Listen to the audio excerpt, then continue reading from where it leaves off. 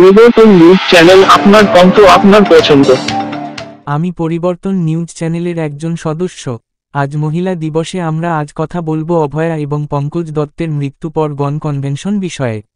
মন্ত্রী, জবাব দাও, কেন ন্যায়বিচার জন্য অপেক্ষায় করতে হয়? তুমি দূষিত কি? অভয়া একজন সাহসী নারী, যিনি প্রতিদিনের জীবনে মৃত্যু পর অসংখ্য চ্যালেঞ্জের মুখোমুখি হন। তিনি ন্যায়বিচারের জন্য লড়াই করছেন, কিন্তু তার গল্পটি এখনও অসমাপ্ত। অন্যদিকে পঙ্কজ দত্ত, একজন রাজ্য পুলিশের প্রাক্তন আইজি, যিনি অভয়ার পাশে দাঁড়িয়েছিলেন এবং তীব্র প্রতিবাদ জানিয়েছেন। তিনি জানেন, ন্যায়বিচার পাওয়া সহজ নয়, বিশেষ করে নারীদের জন্য। কিন্তু শেষ হল পুলিশের যন্ত্রণা দেওয়া কারণে।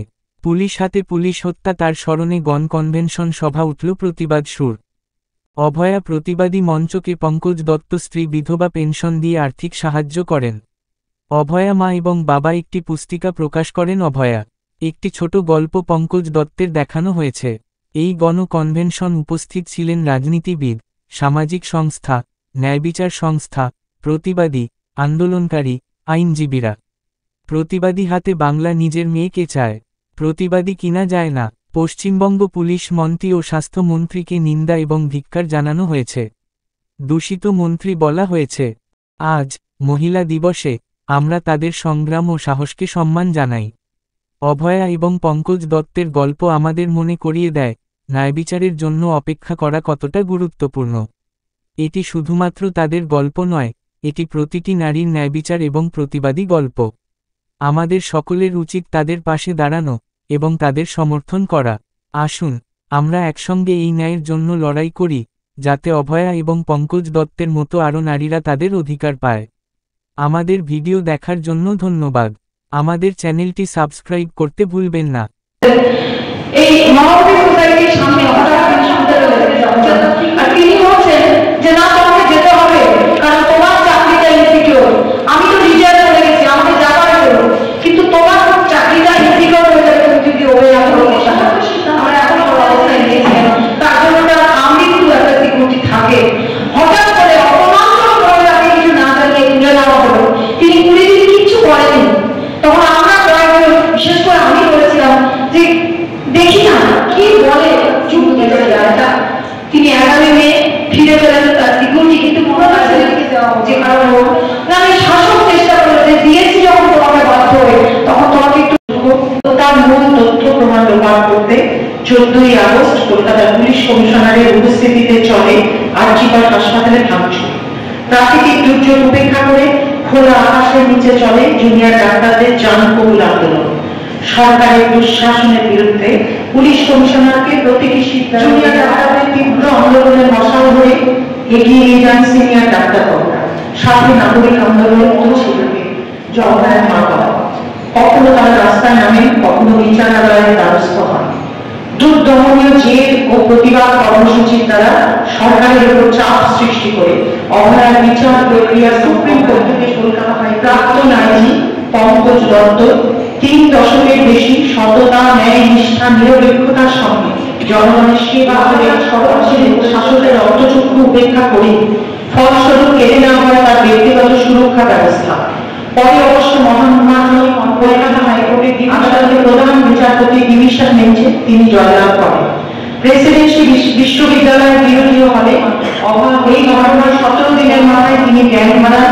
37 দিন মৃত্যুর সঙ্গে লড়াই করে শেষ নিঃশ্বাস ত্যাগ করেন। সহযোদ্ধা ইন্দ্রাণী দত্ত কুর্নিশ জানায় জেপিডি, ডব্লিউবি, জেডিএফ এবং কমিশন হয়েছে তিনি জয়লাভ করেছিলেন। সেই জন্য এই দিনটাকেই বেছে নেওয়া হয়েছে সহযোদ্ধা ইন্দ্রাণী দত্ত। অভয়া মঞ্চে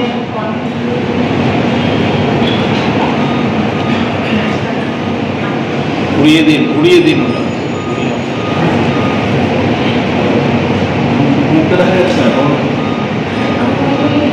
আমি খরচ পাচ্ছিলাম না কোন একটা জায়গায় নিজের জন্য, তাই কমলাটা আমাকে উদ্ধার করলেন। ধন্যবাদ।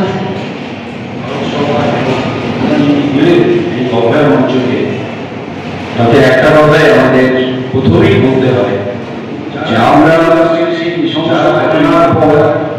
রাস্তায় আছি, তাদের এই শপথ নিতে হবে এবং আমরা নিচ্ছি। আমরা কিছুদিন আগে পরের নামে এই সন্ত্রাসবাদী হামলা দেখলাম, আমি আমার নিজের 13 ফেব্রুয়ারি ভ্যালেন্টাইন্স ডেতে জার্মান বেকারিতে কিনেতে একটি গান করেছি।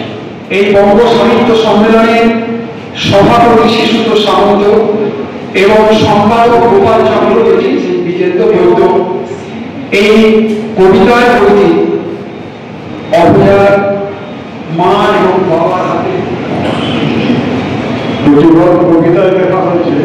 সামনে বললেন যে আমাদের সেই রবীন্দ্রনাথের কথাই আজকের এই প্রতিবাদের সভার সঙ্গে সুর মেলাতে পারি এইভাবে যে অন্যায় আর ভেদ সমাজে 118 বছর আগে বঙ্গ সাহিত্য সম্মেলন শুরু হয়েছিল।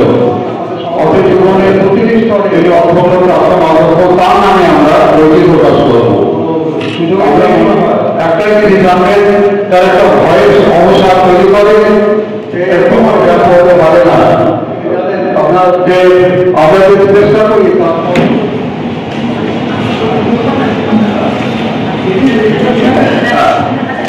আমরা আমাদের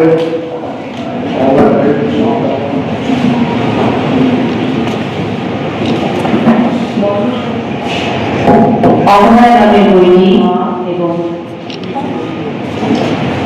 বাবার হাতে সব আমাদের তাহলে উনি একটা খুব বাজে কথা বলেছিলেন, আমি সেটাই এখানে উল্লেখ করবো যে এটা কি সোনাগাছি আরজিকর হসপিটালটা কি সোনাগাছি। আমি এটা সব জায়গায় বলি, আমার দাদা কথা করতে পারে, রেপ করতে পারে। আজকে আমিও আমার স্বাস্থ্যমন্ত্রীর চোখে চোখ রেখে এই কথাটা বলতে শিখেছি আমার দাদার কাছ থেকে যে আরজিকর হসপিটালটা কি সোনাগাছি। সম্মানটা ধরে তার জুনিয়রদের হাতে এক কথায় বলবো, আমার মেয়েটা যেমন থ্রেট কালচারের শিকার হয়েছে, তাকে নিহত হতে হয়েছিল, তাকে আমরা একসাথে গাথা হয়ে গেছি। সেই থেকে আমি সকল মেয়ে নিয়ে যে আমি সবসময় ইন্দ্রনীতির পাশেই থাকবো ছোট বউয়ের সাথে। এই যে আমার দাদার কিন্তু এটা থ্রেট কালচার, এখানেও আমাদের মুখ্যমন্ত্রী পুরো দায়িত্ব নিয়েছেন তার জুনিয়রদের দিয়ে তাকে অপমান করে এবং তাকে আমরা হারিয়ে ফেলেছি। কিন্তু দাদা আমাদের লড়াইটা প্রতিবাদী, আমাদের দাদার দেখানো পথেই প্রতিবাদ আমাদের করতেই হবে, কারণ মেয়েকে আমরা আগেই এই দুর্নীতিমুক্ত সমাজ ব্যবস্থা চালু হবে। এই যে আজকে দেখেছি আমরা শুনছেন বসে আছে ধর্নাতে, তারা তাকে পেল না, তাদের যে সরকার এত জনপ্রিয় সরকার, এত বিপুল কেন তারা শাস্তি পারে না? ওই একটাতেও কিন্তু বর্তমান সরকার পারেনি, আর সেই কাজটা আমরা নিশ্চয়ই পারবো যখন একটা লোক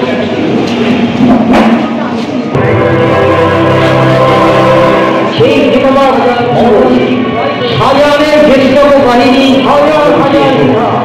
হচ্ছে রাত 12টার সময় পার্টি অফিসে আসবে, অনেকে ইনফেকশন জ্বলন্ত মাত্র ইনফেকশন হচ্ছে চলছে। আপনার